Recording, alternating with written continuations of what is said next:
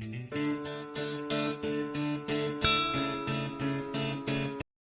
hello friends, வணக்கம். Welcome back to my channel, Voice of Vinodini.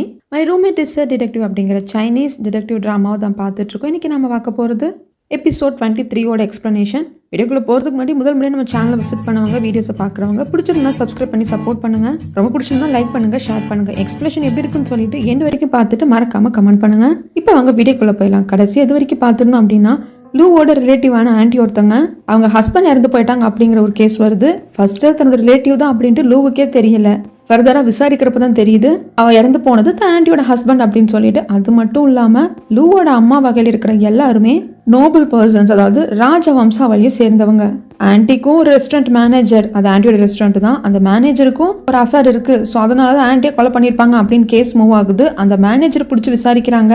கடைசியில் ஒன்றும் இல்லை, நீங்க கிளம்பலாம் அப்படின்னு சொல்றாரு இன்ஸ்பெக்டர் கியூ. இதோட தாங்க எபிசோட் எண்டா இருந்தது. இதுக்கப்புறமாக எபிசோட் 23ஓட ஃபர்ஸ்ட் சீன்ல மேனேஜர் காலில் விழுகாத குறையா வணக்கம் வச்சுட்டு வெளியே போறாரு. அந்த சமயத்துல லூ உள்ள வந்து, ஏன் இப்படி பண்றீங்க? ஆதாரமே இல்லாம ஒரு சின்ன எவிடன்ஸ் கூட இல்லாம அரெஸ்ட் பண்ணி விசாரிச்சிருக்கீங்க. இப்போ எவிடன்ஸ் இல்லை அப்படிங்கறதுனால அவர் விட்டுருக்கீங்க அப்படின்னு கியூவை பார்த்து கேட்குறப்போ, கியூ இதெல்லாம் ஒரு ஜஸ்ட் ஃபார்மாலிட்டி, உனக்கு புரியாது. அது மட்டும் இல்லாம இன்னும் எனக்கு மேனேஜர் மேல சந்தேகம் இருக்கு, அதனால தான் 2 கான்ஸ்டபிளை பின்னாடி அனுப்பிச்சிருக்கேன். அந்த 2 கான்ஸ்டபிள் ஒருத்தங்களுக்கு லிப் ரீடிங் நல்லா தெரியும் அப்படின்னு சொல்றாங்க. லிப் ரீடிங்கா எதுக்கு அப்படிங்கிறப்போ, உனக்கு புரியும் தம்பி அப்படின்னு சொல்றாங்க. ஸோ மேனேஜரை ஃபாலோ பண்ணிட்டே போறாங்க அந்த 2 கான்ஸ்டபிள். மேனேஜர் நேராக போய் ஆன்டி தான் பார்க்குறாங்க. ஆன்டி மேனேஜரை பலார்னு கன்னத்திலே அடிக்கிறாங்க. நீ எப்படிடா போய் போலீஸ் கிட்ட மாட்டினா, அவங்க என்னடா விசாரிச்சாங்கன்னு சொல்லிட்டு கேட்டதான் ஆன்டி அடிக்கிறாங்க. தூரமா இருக்கிற 2 போலீஸ்ல ஒருத்தர் பைனாகுலர் வச்சு இது எல்லாத்தையும் பார்த்து அந்த லிப் ரீடிங்கை படிச்சே பக்கத்தில் இருக்கிற கான்ஸ்டபிள் கிட்ட சொல்றாங்க. அவங்க எழுதிட்டு இருக்காங்க. ஸோ இதுக்காக தான் லிப் ரீடிங் தெரிஞ்ச ஒரு கான்ஸ்டபிளையும் கூட அனுப்பிச்சிருப்பாரு போல இருக்கு இன்ஸ்பெக்டர் கியூ. இன்ஸ்பெக்டர் கியூ டிடெக்டிவ்ல 2 பேருமே ஆஃபீஸில் உட்காந்து பேசிட்டு இருக்காங்க. அந்த சமயத்தில் மேனேஜரை ஃபாலோ பண்ணிட்டு போனவங்க லிப் ரீடிங்கெல்லாம் படிச்சு எழுதியிருப்பாங்க இல்லையா, அதை கொண்டு ஒரு கான்ஸ்டபிள் கொடுக்குறாங்க. அதில் படிச்சு பார்க்குறப்போ இந்த கேஸ் சம்மந்தமா ஒரு விஷயமும் கிடைக்க மாட்டேங்குது. ஒருவேளை நான் ஃபாலோ பண்ண அனுப்பிச்சிருக்கேன் அப்படிங்கிறத ரியலைஸ் பண்ணி வேணும்னே பேசியிருக்க மாட்டாங்களோ அப்படின்னு சொல்லிட்டு குழப்பத்தில் இருக்காரு கியூ. உடனே லூ எந்திரிச்சு மறுபடியும் ஆன்டியை போய் பார்த்துட்டு வரேன் அப்படின்னு சொல்லிட்டு போறாங்க. அந்த சமயத்தில் அந்த ரூம் வந்து ஸ்டடி ரூமுங்க. அதில் நிறைய பொருட்கள் இருக்கு. அது லூ பார்த்துட்டு இருக்கிறப்ப ஆன்டி, உனக்கு எது வேணுமோ எடுத்துக்கோப்பா அப்படிங்கிறாங்க. எனக்கு என்னமோ இது கலெக்ஷன்ஸ் மாதிரி தெரியல, ஒரு மியூசியம்ல இருக்கிற மாதிரி இருக்கு. இங்க இருக்கிற எல்லாமே பிரைஸ்லெஸ், எல்லாமே ஒரு விதமான பின்புலத்தை கொண்டு இருக்கு. இது எல்லாமே காசே இருந்தாலும் யாரையும் வாங்க முடியாம இருக்கு அப்படின்னு சொல்லிட்டு ஒவ்வொன்றையும் பார்த்துட்டு பிரமிச்சு போறாரு. மோமோ நீ எடுத்துக்கோ அப்படின்னு சொல்றாங்க ஆன்டி. இல்லை எனக்கு எதுவும் வேண்டாம் அப்படின்னு பார்த்துட்டே வரப்போ ட்ரெஸ்ஸிங் டேபிள் கிட்ட பாக்ஸ் இருக்குங்க. பாக்ஸ் ஓப்பன் பண்ணுறப்போ அதில் ஒரு நெக்லஸ் இருக்கு, ப்ளூ கலரில் ஸ்டோன் இருக்கு. அதை எடுத்து பார்த்து இது என்னது அப்படின்னு சொல்லிட்டு ஆன்டி கிட்ட கேட்குறாங்க. இது அந்த அளவுக்கு விலை மதிப்புள்ளது இல்லைப்பா, உனக்கு வேணும்னா நான் டைமண்டே கொடுக்குறேன். இது சும்மா வந்துட்டு அங்கிள் எனக்கு கிஃப்ட் பண்ணாங்க, பட் இப்போ அவர் இல்லை அப்படிங்கிறதுனால எனக்கு இதை போட்டுக்க பிடிக்கல அப்படின்னு சொல்றாங்க. உனக்கு நான் டைமண்ட் கொடுக்கறது பெருசு இல்லை, அது நீ பியாக்கு கொடுக்க மாட்டேன்னு எனக்கு ப்ராமிஸ் பண்ணணும் அப்படின்னு ஆன்டி சொல்லிட்டு தான் டைமண்ட் கொடுக்கறதுக்கு ஒத்துக்கிறாங்க. அடுத்தது போலீஸ் ஸ்டேஷன்ல தான் காட்டுறாங்க.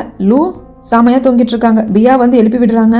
ஒரு பேப்பரை கொடுத்து, நீ ஒரு ஸ்டோன் பார்த்தேன்னு சொன்னேன் இல்லையா ப்ளூ கலர், அது ஆஸ்திரேலியாவில் இருந்து தான் வரவழைக்கப்பட்டிருக்கு, அதுக்கு நல்ல பிரைஸ் இருக்கு. ஆன்டி அப்படி சொன்னாங்கன்னு தெரியலன்னு சொல்லிட்டு அந்த பேப்பரை காட்டுறாங்க. அது ஆஸ்திரேலியாவிலேருந்து வாங்கினதே அங்கிளாக தான் இருக்கும். இதுக்கு தான் பெருசாக விலை மதிப்பில்லைன்னு ஆன்டி சொன்னாங்கிறப்போ 3 விரல காட்டுறாங்க. பியா $3000 தானே அப்படிங்கிறப்போ, டே 30,000 சில்வர் டாலர்ஸ் அப்படிங்கிறாங்க. ஐயோ அப்போ கண்டிப்பாக இது விலை மதிப்புள்ள ஸ்டோன் தான், பட் ஏன் ஆன்டி அப்படி சொன்னாங்க அப்படின்னு யோசிக்கிறப்போ லூ சொல்றாரு, ஏன்னா இது வந்து ஒன்னா வாங்கல, ஹார்ட் ஷேப்ல இருந்ததை கட் பண்ணி ஒன்னா இந்த மாதிரி நெக்லஸா பண்ணி ஆன்டி கொடுத்துருக்காங்க, இன்னொன்னு அங்கிளே வச்சுக்கிட்டாங்க அப்படிங்கிறப்ப அங்க வராங்க இன்ஸ்பெக்டர் கியூ. நான் இறந்து போன அங்கிளை பத்தி நல்லா விசாரிச்சுட்டேன், அவரு எப்ப பார்த்தாலும் ஏதாவது பொண்ணு கூடியதை சுத்திட்டு இருப்பாங்களா அப்படிங்கிறப்போ, என்னப்பா இது ஒரு ஹையர் ப்ரொஃபைல் இருக்காரு, பணம் காசு இருக்கிறவங்க அப்படிதானே இருப்பாங்க அப்படிங்கிறப்போ, அதை விட ரொம்ப முக்கியமான விஷயம், சில வருஷங்களுக்கு முன்னாடி பிராத்தல்ல இருந்த ஒரு பொண்ணை அங்கிருந்து ஃப்ரீ பண்ணி இவர் கூட வச்சுட்டு இருந்திருக்காரு. மேபி நீ சொல்ற மாதிரி அந்த இன்னொரு ஸ்டோன் இருக்கு இல்லையா நெக்லஸ் மாதிரி பண்ணது, அதை அந்த பொண்ணுக்கு கூட கொடுத்துருக்கலாம் அப்படிங்கிறப்போ, பிராத்தல்ல இருந்து ஒரு பொண்ணை ஃப்ரீ பண்ணி தன் கூட வச்சுட்டு இருக்காங்களா அப்படின்னு யோசிக்கிறாரு லூ. ஓகே நம்ம எகேன் அந்த பிராத்தல் நடக்கிற இடத்துக்கே போயிட்டு அங்கே நம்மளுக்கு ஏற்கனவே ஒரு பொண்ணை தெரியும் இல்லையா விசாரிக்கலாம் அப்படின்னு சொல்றாங்க. பட் இந்த டைம் நீ தான் போற அப்படின்னு கியூ சொன்னதும் வேற வழியே இல்லாம லூ போறாங்க. நம்ம ஏற்கனவே ஒரு கொலை வழக்கில் பார்த்துருப்போம், ஒரு டீச்சரை வந்து கொண்டுட்டாங்க அப்படிங்கிற கேஸ்ல இந்த லேடியை வந்து தான் இன்ஸ்பெக்டர் கியூ லூ விசாரிச்சிருப்பாங்க. லூ கிட்ட இந்த லேடி எதுவுமே சொல்ல மாட்டாங்க, பட் இன்ஸ்பெக்டர் கியூ கிட்ட மட்டும் எல்லாத்தையும் சொல்லுவாங்க. இப்போவும் அதே தான் நடக்குது, எதுவும் சொல்ல மாட்டேன்னு சொல்றாங்க. ஏன் கியூ கிட்ட மட்டும் சொல்றீங்க, அவர் தானே உங்களுக்கு கஸ்டமர்ஸை வந்துட்டு இன்ட்ரடியூஸ் பண்றேன்னு சொன்னாரு, நானும் சில கஸ்டமர்ஸை இன்ட்ரோ கொடுக்குறேன் அப்படிங்கிறப்போ அந்த லேடி சொல்றாங்க, அதுக்காக மட்டும் இல்லப்பா, கியூ வந்து செம ஹேண்ட்ஸமான மேன், அவரை பார்த்த உடனே என் வாயிலிருந்து உண்மைதான் வருதுங்கிறாங்க. உடனே லூ, நீங்க இப்ப என்கிட்ட சில வருஷங்களுக்கு முன்னாடி இறந்து போன பர்சன் நேம சொல்லி அவரு இந்த ப்ராத்தல் நடக்கிற இடத்துல இருந்து ஃப்ரீ பண்ணி கூட்டிட்டு போன பொண்ணு எங்க இருக்கா அப்படிங்கிற அட்ரஸை சொன்னீங்கன்னா அகெயின் இங்க இன்ஸ்பெக்டர் கியூவை உங்களை மீட் பண்றதுக்கு நான் வர வைப்பேன் அப்படிங்கிறாங்க. அந்த அம்மாவும் இழிச்சுக்கிட்டே ஓகே எனக்கு அட்ரஸ்ல தெரியாது, ஆனா பிரெஞ்சு ஸ்டைல்ல டான்ஸ் ஆனும்னு சொல்லிட்டு ஒரு ஸ்கூல்ல ஜாயின் பண்ணி அவ டான்ஸ் கத்துக்கிட்டா. அந்த டான்ஸ் ஸ்கூல் இருக்கிற இடத்தோட அட்ரஸ் வேணா கொடுக்குறேன்னு சொல்லிட்டு கொடுக்குறாங்க. அடுத்தது 3 பேருமே இந்த டான்ஸ் ஸ்கூல் மாதிரி நிற்கிறாங்க. பட் இங்கே ஒன்லி லேடிஸ் தான் அலௌடுன்னு போட்டிருக்கு. அதனால பியா உள்ள வந்து அங்கே டான்ஸ் ஆடுற மாதிரியே சம்மந்தப்பட்ட பொண்ணையும் பிடிச்சிடுறாங்க. இவங்க தான் சில வருஷங்களுக்கு முன்னாடி இறந்து போன அங்கிள் மூலியமா ப்ராத்தல் நடக்கிற இடத்துல இருந்து ஃப்ரீ ஆகி அங்கிள் கூட வாழ ஆரம்பிச்சிருப்பாங்க. முடிச்சது பிரேக் ஆயிடுச்சு. அதனால எனக்கு நல்லாவே மூமெண்ட்ஸ் வர மாட்டேங்குது, பட் நீங்க சூப்பரா ஆடுறீங்களே அப்படின்னு சொல்லிட்டு அவங்க கிட்ட பேச்சு கொடுத்துட்டு அவங்க கழுத்தில் இருக்கிற அந்த நெக்லஸையும் பாத்துக்கிறாங்க. அதுக்கப்புறமா அந்த லேடியை ஃபாலோ பண்ணிட்டு கிளாஸ் முடிஞ்சதுக்கு அப்புறமும் பியா வர்றாங்க. லூ கிட்டையும் இன்ஸ்பெக்டர் கியூ கிட்டையும் சொல்றாங்க அந்த லேடி தான் அவங்க கழுத்துல நெக்லஸை பார்த்தேன்னு சொல்றாங்க. பியாவை விட்டுட்டு இவங்க 2 பேர் மட்டும் அங்கிருந்து குடுகுடுன்னு ஓடுறாங்க அந்த லேடியை ஃபாலோ பண்ணிட்டு. அடுத்தது அந்த லேடியை நம்ம சின்ன ஆண்டின்னு வச்சுக்கலாம். சின்ன ஆண்டியோட ரூம் கதவை தட்டுறாங்க. சின்ன ஆண்டி லூவை பார்த்துட்டு நான் சர்வீஸ் பண்ணுறதுக்கு யாருக்கிட்டையும் சொல்லலை அப்படின்னு சொல்கிறாங்க. இல்லை மேம் விண்டோஸை வந்துட்டு ஜஸ்ட் ரொட்டீன் செக்அப் பண்ண சொன்னாங்க, நான் டக்குன்னு பண்ணிட்டு போயிடுறேன் அப்படிங்கிறாங்க. பட் விண்டோ எதுவும் செக் பண்ணாமல் பக்கத்தில் இருக்க டேபிள் அது எதுன்னு பார்த்துட்டு இருக்கிறப்போ சின்ன ஆண்டி கொஞ்சம் டவுட் வருது. என்ன தம்பி தேடுறீங்க அப்படிங்கிறப்ப நான் எதுவும் தேடலை, ஜஸ்ட் விண்டோவில் தான் பிரச்சனை இருக்கா அப்படின்ட்டு ஒரு கிளான்ஸ் மட்டும் பார்த்துட்டே போகிறேன் அப்படிங்கிறாங்க. உள்ள ஒரு ரூமில் இருக்கிற வார்ட்ரோபை ஓப்பன் பண்ணி பார்க்குறாங்க. அங்கே நிறைய கோட் சூட்ஸ் எல்லாம் இருக்குது. இதை மைண்டில் மார்க் பண்ணிட்டு திரும்புறப்போ ஆண்டி கன் பாயிண்ட்ல நிற்க வச்சிடுறாங்க. எனக்கு நல்லா தெரியும் நீங்க எதுக்காக வந்திருக்க, நீ யாருன்னு சொல்லு அப்படிங்கிறப்போ இல்ல மேம் நான் இங்கே தான் ஒர்க் பண்றேன், புதுசா சேர்ந்ததுனால என்ன உங்களுக்கு அடையாளம் தெரிஞ்சிருக்காது அப்படின்னு சொல்லிட்டு எவ்வளவோ ட்ரை பண்ணி பார்க்கறாரு. கடைசியில முடியாம ஹெல்ப்னு கத்துறாங்க. அங்க இன்ஸ்பெக்டர் கியூ வந்துடுறாங்க. இன்ஸ்பெக்டர் கியூ முன்னாடி பெரிய பஞ்சாயத்து ஆகுது. இன்ஸ்பெக்டர் கியூ சொல்றாங்க இறந்து போன அங்கிளை பத்தி தெரியுமா அப்படின்னு விசாரிக்கிறப்போ தெரியும், ஏன் அவரை பத்தி கேக்குறீங்க அப்படிங்கிறப்போ லூக்கு புரிஞ்சிருது. இதை பாருங்க அவர் இறந்து போயிட்டாருன்னு கூட தெரியாம பேசிட்டு இருக்கீங்க அப்படிங்கிறப்போ இல்ல அவர் 2 நாளைக்கு முன்னாடி கூட என் கூட தானே இருந்தாரு, என்னடா இப்ப சொல்றேன் என் புருஷன் செத்துட்டான் அப்படின்னு சொல்லிட்டு லூ விட்டுட்டு கியூவை போயிட்டு அட்டையை பிடிச்சி கேட்கறாங்க. இதை பாருங்க நீங்க இன்ஸ்பெக்டர் கியூ கிட்ட பேசிட்டு இருக்கீங்க, அமைதியா பொறுமையா உட்காருங்க அப்படின்னு சொல்றாங்க. இந்த லேடிக்கும் ரொம்ப அதிர்ச்சியா இருக்கு, வேற வழி இல்லை இல்லையா. சோ அதனால சின்ன ஆண்டியும் உட்காந்து சரி உங்களுக்கு என்ன வேணும், நீங்க எல்லாம் யாரு, நீங்க இன்ஸ்பெக்டர் கியூனா இந்த பையன் யாரு அப்படிங்கிறப்போ இவரு ஷங்காயோட ஃபேமஸ் டிடெக்டிவ் அப்படின்னு சொல்றாங்க.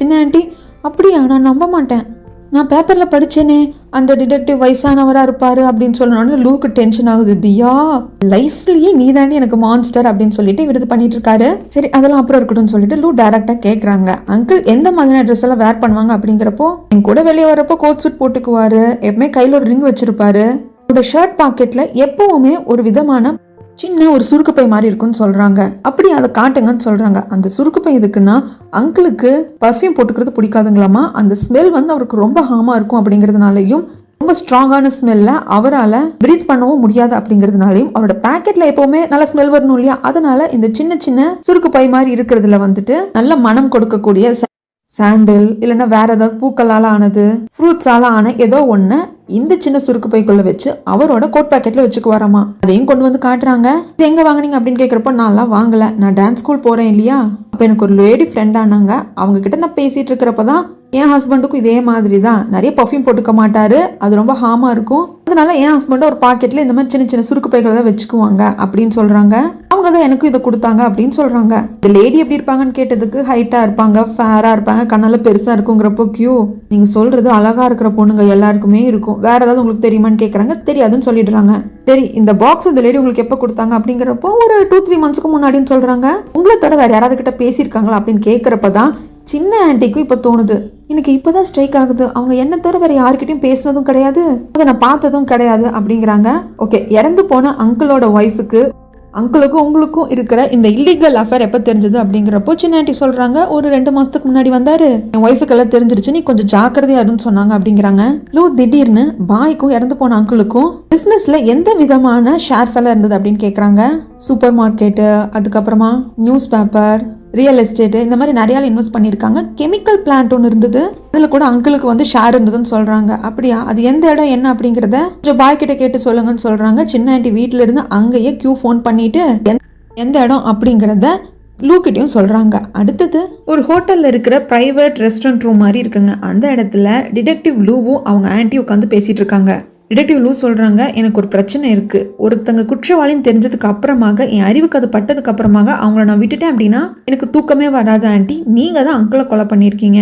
ஃபர்ஸ்ட் அங்கிளோட வீட்டுக்கு, அதாவது அங்கிளோட ரூமுக்கு நான் வந்தப்போ நீங்கள் சொன்னீங்க வாரத்துக்கு ஒரு டைம் வருவாங்க இல்லை 2 டைம் வருவாங்கன்னு சொல்லிட்டு. ஆனால் அங்கிளோட ரூமுக்கு வந்தப்போ எனக்கு தெரிஞ்சது அவர் வந்தே பல மாதங்கள் ஆச்சுன்னு சொல்லிட்டு அந்த அளவுக்கு ரூம் டஸ்ட்டாக இருந்தது. ஆண்டி இதுக்கு சாக்கு சொல்கிற மாதிரி, சரிப்பா அது உண்மைதான், அவர் பல மாதங்களாச்சு தான் வந்து, பட் இருந்தாலும் ஒரு ஒய்ஃபா நான் எப்படி இதை வெளியே சொல்லுவேன், அது வந்து எனக்கு அசிங்கமாக இருக்கும் இல்லையா அப்படிங்கிறாங்க. அப்போதான் அவரோட பேக்கெட்ல இருந்து அந்த சின்ன சின்ன சுருக்கு பை மாதிரி சின்ன ஆண்டி வீட்டில இருந்து எடுத்திருப்பாரு இல்லையா, அதை எடுத்து முன்னாடி போடுறாங்க. பார்த்தோன்னா ஆண்டி ஆமா இதை நான் தான் பண்ணேன் அப்படின்னு ஒத்துக்கிறாங்க. ஏன் அப்படின்னு கேட்குறப்போ, நான் என் ஹஸ்பண்டை எவ்வளவோ முறை பேசி பார்த்தேன், சொல்லி பார்த்தேன், மேனேஜர் கூட நான் கொஞ்சம் க்ளோஸாக இருந்தேன், அதன் மூலியமா மாறுவார்னு கூட பண்ணி பார்த்தேன். ஆனால் எந்த ஒரு வகையிலுமே ஹஸ்பண்ட் மாறல. அதனால அவரோட தாத்தாம் பிடிச்ச அந்த இதயமே கருகி சாகணும் அப்படிங்கிறதுக்காக அது எல்லாத்தையும் பண்ணேன்னு சொன்னாங்க. ஆண்டி இதை பிடிபட்டுட்டாங்க இல்லையா. சரி மோமோ, உனக்கு இதெல்லாம் எப்படி கண்டுபிடிச்ச சொல்லு அப்படிங்கிறப்போ, ஃபர்ஸ்ட் உங்க வீட்டுக்கு வந்து பார்த்துட்டு வெளியே வரப்போ ஒரு கூட நிறைய பழங்கள் எடுத்துட்டு ஒரு வயசானவர் வந்தாரு. அவ்வளோ குவான்டிட்டியான பழங்கள் நீங்க மட்டும் இருக்கிற அந்த வீட்டுக்கு எப்படி தேவைப்படுதுன்னு நான் யோசிச்சேன். ஏன்னா அவ்வளோ பழங்களை கொஞ்ச நாள் வச்சாலும் கெட்டு போயிடும். இன்ஸ்பெக்டர் கியூ உங்களை விசாரிச்சுட்டு இருந்தப்போ ஏதோ ஒரு எனிமிஸை பற்றி பேசுகிறப்போ நீங்கள் அப்படியே ஒரு மாதிரி டிஸ்டர்ப் ஆனீங்க, தூக்கம் இல்லாத மாதிரி டயர்ட்னஸாக நீங்கள் தெரிஞ்சிங்க. அப்போவே கண்டுபிடிச்சிட்டேன், ஏன்னா இந்த ஒரு டைம் சக்ஸஸ் ஆகாது, இதுக்காக நிறைய எக்ஸ்பெரிமெண்ட் பண்ணியிருக்கீங்க அப்படின்னு சொல்லிட்டு அந்த சுருக்கு பையில் இருக்கிற லெமன் மாதிரி ரவுண்ட் ஷேப்பில் இருக்குங்க, அதை எடுத்து இது கூட சில கெமிக்கல்ஸை யூஸ் பண்ணி உராய்வு இருக்கிற சமயங்கள்ல எரியுமா அப்படின்னு சொல்லிட்டு நீங்க டெஸ்ட் பண்ணிட்டே இருந்திருக்கீங்க. அங்கிளுக்கு பெர்ஃப்யூம் போட்டுக்கிற பழக்கம் கிடையாது, அது ரொம்ப அவருக்கு டிஸ்டர்பன்ஸாகவும் இருக்கும், ஸ்ட்ராங்காகவும் இருக்கும்னு ஃபீல் பண்ணுவார். அதனால தான் பழி வாங்கணும்னு நினச்சிருக்கீங்க. சின்ன ஆண்டி கிட்ட கேட்டப்போ அங்கிளுக்கும் சின்ன ஆண்டிக்கும் இருக்கிற இல்லீகல் அஃபேர் உங்களுக்கு ஒரு 2 மாதத்துக்கு முன்னாடி தெரிஞ்சுதான் சொன்னாங்க. ஆனால் நீங்கள் அதை கிட்டத்தட்ட 1 வருஷத்துக்கு முன்னாடி தெரிஞ்சுட்டு இருந்திருக்கீங்க. அதனால தான் சின்ன ஆண்டி போகிற டான்ஸ் ஸ்கூலுக்கு நீங்களும் போய் சேர்ந்துருக்கீங்க. டான்ஸ் மட்டும் இந்த பிரச்சனை இருக்கிறதாக சொல்லி இந்த சின்ன சின்ன பர்ஃப்யூம்ஸ் மாதிரி நீங்களே ஹோம்மேட் பண்ண இந்த சின்ன பேக்கெட்ஸ் எல்லாத்தையுமே துருக்கு போய் மாதிரி ரெடி பண்ணி சின்ன ஆண்டி கிட்ட கொடுத்துருக்கீங்க. உங்களுக்கு நல்லா தெரியும், அவர் எப்போவுமே ஏதாவது ஒரு பொண்ணை கூட்டிகிட்டு போயிட்டு டான்ஸ் பண்ணுறதுக்காக பார்ட்டி ஹால் போவார்னு சொல்லிட்டு அந்த சமயத்தில் நெருக்கமாக டான்ஸ் பண்ணுறப்போ அந்த உராய்விலேயே தீ பிடிக்கிற மாதிரி செட் பண்ணியிருக்கீங்க. அப்போ ஒரு கோட்டு தான் போட்டுக்குவார் அப்படிங்கிறதும் உங்களுக்கு தெரியும். மேனேஜர் வச்சு ஒரு சின்ன மூவ் பண்ணியிருக்கீங்க. அதுக்கு முன்னத்த நாள் மேனேஜருக்கும் அங்கிளுக்கும் மீட்டிங் இருந்தது. வேணும்னே பர்பஸாக தான் ஒயினை மேனேஜர் அங்கிள் மேலே கொட்டியிருக்காங்க. ட்ரெஸ்ஸை மாற்றிட்டு அங்கேருந்து கிளம்பியிருக்காங்க. அந்த கோட்டில் இருக்கிற ஒயர்ஸு ஈஸியாக நெருப்பிடிக்கிற மாதிரி இருந்த எல்லா விஷயமும் நீங்கள் தான் ரெடி பண்ணியிருக்கீங்க. இதை பிளான் பண்ணதுனால தான் வெயிட்டராக இருந்த மேனேஜரை 6 மாதத்தில் மேனேஜராக ப்ரமோட் பண்ணியிருக்கீங்க. இதெல்லாம் ஓகே, பட் நீங்கள் இவ்வளோ ராயலான ஃபேமிலி ஏன் இப்படி பண்ணீங்க? ஒரு வேளை நீங்கள் கொல்லணும்னு நினச்சிருந்தா கூட ஆளை வச்சு கொலை பண்ணியிருக்கலாமே அப்படிங்கிறப்போ, என் புருஷனை என் கையால் தான் கொலை பண்ணணும்னு நினச்சேன், ஆனால் என் கைகளை ரத்தமாகிறத நான் விரும்பல, அவரோட இதயம் எரிஞ்சு சாகணும்னு நினச்சேன், அதனால இதெல்லாம் பண்ணேன் அப்படின்னு சொல்கிறாங்க. ஸோ மேனேஜர் வீட்டை காலி பண்ணுற சமயத்தில் அங்கே கிடைச்ச ட்ரெஸ்ஸில் வந்துட்டு ரெட் கலரில் இருந்தது, பிளட்டுன்னு நினச்சாங்க இல்லையா. ஸோ அது ரெட் ஒயின், அது அங்கிள் போட்டிருந்த ட்ரெஸ்ஸு தான். அதே மாதிரி அங்கே கிடைச்ச ஃப்ளின்ட்ல இருந்த கெமிக்கலை யூஸ் பண்ணி தான் அந்த கோட்டு முழுவதுமாக நெருப்பிடிக்கிற மாதிரி ரெடி பண்ணியிருந்திருக்காங்க. இதெல்லாம் பிளான் பண்ணி முடிச்சுட்டாங்க. இப்போ ஆண்டி ஒரு ஃப்ளாஷ்பேக் சொல்கிறாங்க, ஏன் அங்கிளுக்கும் ஆண்டிக்கும் இந்த மிஸ் அண்டர்ஸ்டாண்டிங் வந்துச்சுன்னு சொல்லிட்டு. 2 பேரும் லவ் மேரேஜ் தான். அங்கிளை கம்பேர் பண்ணுறப்போ aunty Royal family, Nobel person. உங்களால தான் அங்கிளுக்கே ஒரு ஸ்டேட்டஸ் கிடைச்சது. என்றைக்குமே ஒரு ஹஸ்பண்டுக்கு தான் தான் சுப்பீரியராக இருக்கும்னு நினைப்பாங்க. தன் ஒய்ஃபால தான் தனக்கு வாழ்க்கை கிடைச்சதுங்கிறத அவங்களால ஏற்றுக்க முடியல. கொஞ்சம் நாளைக்கு அப்புறமாக அவர் விட்டு விலக ஆரம்பிச்சாங்க. இதை ஆண்டியால தாங்கிக்கவே முடியல. ஒரு நாள் பெரிய சண்டை வருது. எல்லாத்தையும் ஆண்டியே சொல்லி காமிச்சிடுறாங்க. அங்கிளும் ரொம்ப நன்றி அப்படின்னு சொல்லிட்டு அங்கிருந்து போயிடுறாங்க. இதுக்கப்புறமாக தான் ஆண்டி வந்து அங்கிளை கொலை பண்ணணும் அப்படிங்கிற திட்டத்தையே போட்டிருக்காங்க. இந்த எல்லா விஷயத்தையும் பண்ணியிருக்காங்க அப்படிங்கிறத ஆண்டி சொல்றப்ப பின்னாடி ஃப்ளாஷ்பேக்ல காட்டுறாங்க. அங்கிளுக்கு ஆண்டியை பிடிச்ச அளவுக்கு சின்ன ஆண்டியும் பிடிச்சதுனால தான் அந்த நெக்லஸை சின்ன ஆண்டிக்கு கொடுத்துருக்காங்க. எல்லாமே ஆண்டிக்கும் தெரியும். ஸோ இது எல்லாமே அவங்க கொலைக்கான மோட்டிவா இருக்கு. இன்ஸ்பெக்டர் கியூவும் வர்றாங்க. என்னை அரெஸ்ட் பண்ணுறதை பற்றி பிரச்சனை கிடையாது, ஆனால் நான் யார் அப்படிங்கிற அடையாளத்தை வெளியே விடாதீங்கன்னு சொல்கிறாங்க. லோ, அது எப்படி ஆண்டி முடியும்? இறந்து போனவரோட ஒய்ஃபுன்னு தான் நீங்கள் தெரியும். இப்படி தெரிய வர்றப்பவே எல்லாத்தையும் மறைக்க முடியாதுல்ல அப்படிங்கிற. பட் அப்போ ஆண்டி சொல்கிறாங்க, அது தெரியுதுப்பா, நான் கொலை பண்ணேன் அப்படிங்கிற என்னோட பேரை நான் மறைக்க சொல்லலை, ஆனால் நான் இந்த மாதிரி நான் ஃபேமிலியிலேருந்து வந்தேன் அப்படிங்கிறதையும் நாம் ஒரு ராயல் ஃபேமிலி அப்படிங்கிற என்னோட பேக்ரவுண்டையும் தான் மறைக்க சொல்கிறேன் அப்படிங்கிறப்போ இன்ஸ்பெக்டர் கியூ கவலைப்படாதீங்க, அதெல்லாம் வெளியே வராமல் நான் பார்த்துக்கிறேன்னு சொல்கிறாங்க. அரெஸ்ட் பண்ணி கூப்பிட்டு போகிறாங்க. வழியில் பியா வர்றாங்க. பியாவை பார்த்ததும் பியா கிட்ட சில முக்கியமான விஷயம் பேசணும் அப்படின்னு பியா உடனே பேப்பர் பெனல் எடுத்து நோட் பண்ண ஆரம்பிச்சிடுறாங்க. பட் ஆண்டி, பியா நீ நல்ல பொண்ணு தான் நான் கேள்விப்பட்டேன், ஆனால் என்னோட மோமோ உனக்கு கிடைக்கிற அளவுக்கு நீ அந்த அளவுக்கு டிசர்விங்கான பர்சன் கிடையாது, உனக்கு தகுதி இல்லை அப்படின்னு சொல்லிட்டு போயிடுறாங்க. பியாக்கு எப்படி ரியாக்ட் பண்ணுறதுன்னு தெரியல. ஷாம ஷாக்ல நிற்கிறாங்க. இன்ஸ்பெக்டருக்கு எதுவும் சொல்லாமல் தோலை தட்டிட்டு போயிடுறாரு. லூவை பிடிச்ச பியா, என்னடா பேசுகிறாங்க ஆண்டி? நான் என்னமோ உன்னை அடையிறதுக்கு டிசர்விங் கிடையாதாமே அப்படிங்கிறப்போ, சச்சே ஆண்டி தானே சொன்னாங்க, நான் சொல்லல, நீ டிசர்விங் தான் அப்படிங்கிறாங்க. இப்படி சொன்ன என்ன அர்த்தம், எனக்கு ஒன்று நீ வேண்டாம், அவங்க என்னமோ உன்னை நான் என் கூடயே வச்சிருக்கிற மாதிரி, நான் ஏதோ உன்னோட ஒய்ஃப் மாதிரி டிசர்விங் இல்லைன்னு சொல்லிட்டு போகிறாங்க, நீ டிசர்விங் தான் சொல்கிறேன், என்ன நினச்சிட்டு இருக்கீங்க அப்படின்னு சொல்லிட்டு இவங்க சண்டை பிடிச்சிட்டு இருக்காங்க. அடுத்த சீன் எப்பயும் ஒரு கேஸ் முடிஞ்சோன்னே பாயை போய் மீட் பண்ணுறது கியூவோட வழக்கம் தானே. ஸோ அப்படி போகிறப்போ பேப்பரை பார்த்து படிச்சுட்டு இருக்கிறப்ப தான் இது எல்லாத்தையுமே பாய் தெரிஞ்சுக்கிறாரு. இறந்து போனோம் சரியான ஃப்ராடு, பட் இந்த பொண்ணு ரொம்ப நல்ல பொண்ணு, இவ கரெக்டான முடிவை தான் எடுத்திருக்கா. த ஹஸ்பண்ட் தனக்கு ஒரு விதமாக சீட்டிங் பண்ணுறாங்க அப்படிங்கிறது எந்த பொண்ணால தாங்கிக்க முடியும். ரொம்ப நல்ல பொண்ணு போல இருக்குது, நல்ல ஃபேமிலின்னு வந்திருக்கா, கொஞ்ச அளவுக்கு போராடி பார்த்துருக்கா, முடியாமல் இந்த டிசிஷன் எடுத்திருக்கா. ஸோ அவளுக்கு தூக்கு தண்டனை நிறைவேற்றுறதுக்கு வரைக்கும் அவளை ஜெயிலில் நல்லபடியாக பார்த்துக்க சொல்லி மற்ற ஆஃபீஸர்ஸ் கிட்டலாம் சொல்லு அப்படிங்கிறாங்க. பேசிட்டு இருக்கிறப்போ டாபிக் அப்படியே லூவோட ஃபேமிலி கிட்ட போகுது. ஏன்னா ஆன்டி பற்றி தெரிஞ்சதுமே லூ ஒரு பெரிய நோபல் பர்சன் அப்படிங்கிறதும் அவங்க வம்சாவளி எல்லாமே ராஜ பரம்பரை அப்படிங்கிறது சேர்ந்ததும் தெரிஞ்சிருக்கும் இல்லையா. ஸோ அதை பற்றிலாம் பேசிட்டு இருக்கிறாங்க. இப்போ கியூ சொல்கிறாங்க, நான் எப்போவுமே அவங்க ஃபேமிலி மேலே ஒரு கண்ணு வச்சிருந்தேன், திடீர்னு லூவோட சிஸ்டர் அவங்க ஃபேமிலியை போய் மீட் பண்ணியிருக்காங்க அப்படிங்கிறப்போ அந்த பொண்ணு எங்கே இருக்கான்னு கேட்குறாங்க. ஒரு பெரிய கவர்மெண்ட் அஃபீஷியலுக்கு பர்சனல் செக்ரட்டரியாக இருந்துட்டு இருக்காங்க. பட் அவங்க இப்படி திடீர்னு அவங்க வேலை எல்லாத்தையும் ஒத்தி வச்சுட்டு அவங்க வீட்டுக்கு வந்திருக்காங்க அப்படின்னா கண்டிப்பாக லூவை எப்படியாவது பேசி கன்வின்ஸ் பண்ணி தன் கூட கூட்டிகிட்டு போகிற வேலை ஏதாவது நடக்கலாம். ஏற்கனவே ஒன்று நடந்திருக்கு, லூவை கடத்திட்டு போகிற மாதிரி, இப்போ அந்த மாதிரி ஏதாவது நடக்கலாம் அப்படிங்கிறப்போ தலையே அடிச்சுக்கிறாரு பாய். என்ன பண்ணுறதுன்னு தெரியாமல் யோசிச்சுட்டு இருக்காரு கியூ. அடுத்து அப்பார்ட்மெண்ட்டில் பியாவையும் லூவையும் காட்டுறாங்க. லூ கண்ணாடி முன்னாடி நின்றுட்டு தன்னோட அழகை ரசிச்சுட்டு இருக்காரு. பியா ஏன்டா அப்படி பண்ணுறேன்னு கேட்குறப்போ, இல்லை அந்த ப்ராஸ்டியூட் நடக்கிற இடத்துக்கு போனேன், அந்த லேடி சொன்னாங்க இன்ஸ்பெக்டர் கியூ தான் அழகு அப்படின்னு சொல்லிட்டு ஹேண்ட்ஸம் பாடி பில்டிங் எல்லாம் சொன்னாங்க, நானும் நல்லா தானே இருக்கேன் அப்படிங்கிறப்போ பியா எல்லாம் உண்மையும் சொல்லிடுறாங்க. அப்படியே நம்மளுக்கு ஃப்ளாஷ்பேக்லையும் காட்டுறாங்க. அன்னைக்கு நீ உன் ரிலேட்டிவை பார்த்துட்டு வர்றப்போ உன் வயலில் எதையோ கலக்கிட்டாங்க, நீ மயங்கிட்ட, சாக்கில் கட்டி உன்னை அங்கிருந்து ஹார்பர் கிட்ட தூக்கிட்டு போலான்னு பார்த்தாங்க. எப்பவுமே இன்ஸ்பெக்டர் கியூ உன் மேலே ஒரு கண்ணு வச்சுக்கிட்டே இருப்பாங்க, அதனால அவர் அங்கே கரெக்டாக வந்துட்டாரு. இப்போ இன்ஸ்பெக்டர் கியூ அந்த ரிலேட்டிவ் கிட்ட கேட்குறாங்க, இதை பாரு, தூக்கிட்டு போகணும்னு நினைக்கிறது என்னோட ஃப்ரெண்டு, உனக்கு இஷ்டம் இல்லாமல் நீங்கள் கூட்டிகிட்டு போறீங்க, விடுங்க அப்படிங்கிறப்போ, இதை பாரு, நீ வேணா ஃப்ரெண்டாக இருக்கலாம், அவங்க அப்பா தான் அதை பண்ண சொன்னாங்க, எங்களுக்கு தான் அதுக்கான உரிமையும் இருக்குது, அவங்க அப்பா எங்களுக்கு இந்த விஷயத்தை கொடுத்துருக்காரு தூக்கிட்டு வர சொல்லி, நீ பேசாத அப்படின்னு சொல்கிறாங்க. இன்ஸ்பெக்டருக்கும் பொறுமையாக தான் பேசுகிறாரு. ஓகே, அவன் வந்து நல்லா தெளிவாக இருக்கிறப்போ, நான் இங்கே இல்லை எங்கள் அப்பா கூட போகிறேன் அப்படின்னா தாராளமாக போட்டு நான் தடுக்க மாட்டேன், பட் அவங்க இஷ்டம் இல்லாமல் தூக்கிட்டு போறீங்கன்னா நான் கண்டிப்பாக தடுப்பேன்னு சொல்கிறாங்க. அங்கே இருக்கிற மற்ற ஆளுங்களை இன்ஸ்பெக்டர் கியூ அடிக்க ஆரம்பிச்சிடுறாங்க. இப்படி தான் அவர் கையில் காயமும் பட்டிருக்கும். நிறைய அடிச்சுட்டு அங்கே இருக்கிற லூவை தூக்கிட்டு போகிறப்போ, நெக்ஸ்ட் டைம் நான் ஆர்மியை கூப்பிட்டு வந்து நான் இங்கேருந்து லூவை கூப்பிட்டு போவேன்னு சொல்லி ரிலேட்டிவ் சொல்கிறாங்க. கூட இருக்கிற அடியால் சுட வர்றப்ப கூட ரிலேட்டிவ் அதை தடுத்துடுறாரு. இந்த அளவுக்கு நம்ம செய்யக்கூடாது, நம்ம தூக்கிட்டு வாங்க லூ அப்படிங்கிறது நம்ம ஆர்டர், அதுக்காக சண்டை போடலாம், ஓகே, இன்ஸ்பெக்டர் கியூவை கொண்டுட்டு தான் தூக்கிட்டு வரணுங்கிற அவசியம் இல்லைன்னு சொல்கிறாங்க. இது எல்லாத்தையும் பியா சொல்கிறப்போ அவருக்கே கொஞ்சம் கில்ட்டி மாதிரி ஆயிடுது லூவுக்கு. இனியாவது இன்ஸ்பெக்டர் கியூவை காசுன்னு அதுக்காக மட்டும் ட்ரீட் பண்ணாமல் கொஞ்சம் பெட்டராக ட்ரீட் பண்ணுன்னு பியா சொல்கிறாங்க. இவ்வளோ நடந்திருக்கா, அதனால தான் எனக்கு அந்த மாதிரி கெட்ட கனவெல்லாம் வந்துச்சா அப்படின்னு சொல்கிறாங்க.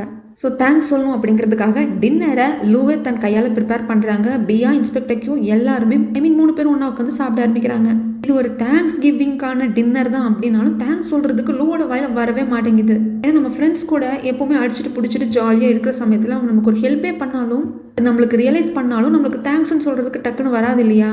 ஏன்னா அவ்வளோ க்ளோஸாக நம்ம இருந்திருப்போம். தேங்க்ஸ் சொல்லி பிரிக்கிற மாதிரி ஆகிடும். அதனால நாமளும் எதிர்பார்க்க மாட்டோம், சொல்லவும் மாட்டோம். ஐயா கேளு அப்படின்னு கஞ்சாட காட்டுறாங்க. லூ கடைசியில் அறிக்கை விடுற மாதிரி, எனக்காக செய்த அனைத்து நன்றிகளுக்கும் அனைத்து உதவிகளுக்கும் உங்களுக்கு நன்றி அப்படின்னு சொல்லிட்டு அறிக்கை விட்டுடுறாரு.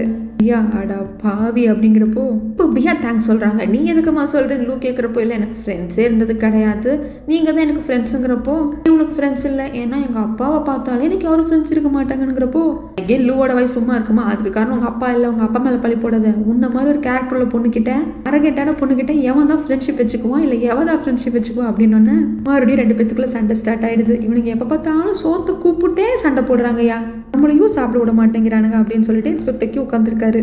இங்கே சீனை கட் பண்ணால் அடுத்து ஒரு கேஸ் ஸ்டார்ட் ஆக போகுதுங்க. ஸ்கூலில் காட்டுறாங்க. அங்கே இருக்கிற கேர்ள்ஸ் எல்லாமே குளிச்சுட்டு ட்ரெஸ் மாற்றிட்டு இருக்காங்க. நல்லா டான்ஸ் ஆகணும், எங்களுக்கு இது முக்கியம் அப்படின்னு சொல்லிட்டு அங்கே படிப்பு சம்மந்தமாக பேசிகிட்டு இருக்கிறப்போ யாரும் பியோனா வாசிக்கிற சவுண்டு கேட்குது. இது அவ தானே, அவள் வந்துட்டாளா அப்படின்னு சொல்லிட்டு எல்லாரும் பயப்படுறாங்க. எப்போவுமே எல்லா பொண்ணுங்களும் பயந்தாலும் ஒரு 2-3 பொண்ணுங்க தைரியமாக இருப்பாங்க இல்லையா, கண்டிப்பாக வேற யாராவது நம்ம ப்ராங்க் பண்ணுறதுக்காக வாசிச்சிருப்பாங்க. அப்படியெல்லாம் நினைக்காதுன்னு சொல்கிறாங்க. சில பெண்கள் வெளியும் இருக்காங்க, அவங்களுக்கும் இந்த மியூசிக் எல்லாம் கேட்குது. பாத்ரூமில் குளிச்சுட்டு இருந்த பெண்கள் 2-3 பேர் சரி கொஞ்சம் தைரியத்தை வரவழைச்சிக்கிட்டு வாங்க யார் இருந்தால் போய் பார்க்கலாமே அப்படிங்கிறப்போ அந்த பக்கம் இன்னொரு டீச்சருக்கும் இந்த மியூசிக் கேட்டுட்டு என்னடான்னு பார்க்கலான்ட்டு வர்றாங்க. அப்போ யாரோ ஒரு பர்சனை ஒருத்தங்க கன் பாயிண்ட்ல தலையில கன்னை வச்சு அப்படியே பியானோவோட மியூசிக் வாசிக்கிற இடத்துல படுக்க வைக்கிறாங்க. ஒரு விட்டுருன்னு சொல்றதோட அங்கே கன் ஃபயர் ஆகுது. இந்த சவுண்டை கேட்ட எல்லாரும் பயப்படுறாங்க. கேர்ள்ஸ் பாத்ரூம்லேருந்து வெளியே வர்றப்போ ஒரு லேடி டீச்சர் போகிற மாதிரி இருக்கு. அவங்க ஆடிட்டோரியத்துக்கு தான் போகிறாங்க. வா நாமளும் பின்னாடி போகலான்னு சொல்கிறாங்க. அந்த டீச்சர் வந்து பார்க்குறப்போ செத்து கிடக்கிற இந்த பர்சனை பார்த்து பயத்தில் கத்தி மயங்க போட்டு விழுந்துடுறாங்க. டீச்சர் மயங்கிட்டாங்கன்னு சொல்லிட்டு மற்ற பெண்கள்லாம் வந்து பார்க்குறப்போ அதுக்கு அப்புறமாக தான் பியானோ கிட்ட அந்த பர்சன் இறந்து கிடக்கிறத பார்க்குறாங்க. எல்லாருமே கத்தி பயப்படுறாங்க. அடுத்த நாள் காலையில் அப்பார்ட்மெண்ட்டை தான் காட்டுறாங்க. இன்ஸ்பெக்டர் கியூ கூட போகாமல் அங்கேயே இருந்துட்டார் போல இருக்குங்க. இவங்க 2 பேரும் சோஃபாவில் படுத்து தூங்க, சேர்லேயே அவர் படுத்து தூங்கிட்டாங்க. அப்போ சலீம் வந்தால் எழுப்புறாங்க. இன்ஸ்பெக்டர் கியூ என்ன கேஸ் அப்படின்னு கேட்குறப்போ செட் மேரி ஸ்கூலில் தாங்க கொலை நடந்திருக்கு அப்படிங்கிறப்போ பியா ஷார்ப் ஆயிடுறாங்க. என்னது அந்த ஸ்கூல் அப்படிங்கிறாங்க. இந்த பியாவும் அங்கே தான் படிச்சிருப்பாங்க. அடுத்த சீன் எப்படியாவது லூவை எழுப்பிட்டு கொலை நடந்த ஸ்பாட்டுக்கு போகிறாங்க.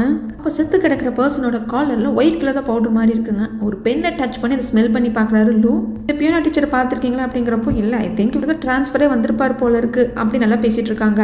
ஃபஸ்ட்டு யார் இந்த பாடி டெட் பாடியை பார்த்தது அப்படிங்கிறப்போ அங்கே இருக்கிற பொண்ணுங்களை கை காட்டுறாங்க. அதில் ஒரு பொண்ணை கூப்பிட்டு லூ விசாரிக்கிறாங்க. அவங்களும் தெளிவாக சொல்கிறாங்க, இல்லை நாங்கள் குளிச்சுட்டு ரெடி ஆகிட்டு இருந்தோம், இப்போ பியானோ வாசிக்கிற சவுண்டு கேட்டுச்சு, நாங்கள் எல்லாம் பயத்திலே வந்து பார்த்தோம். அந்த சமயத்தில் எங்கள் டீச்சர் போகிற மாதிரி இருந்தது, அவங்கள ஃபாலோ பண்ணிட்டு வந்தோம். அவங்க தான் ஃபஸ்ட்டு பார்த்து மயக்கம் போட்டு விழுந்துட்டாங்க.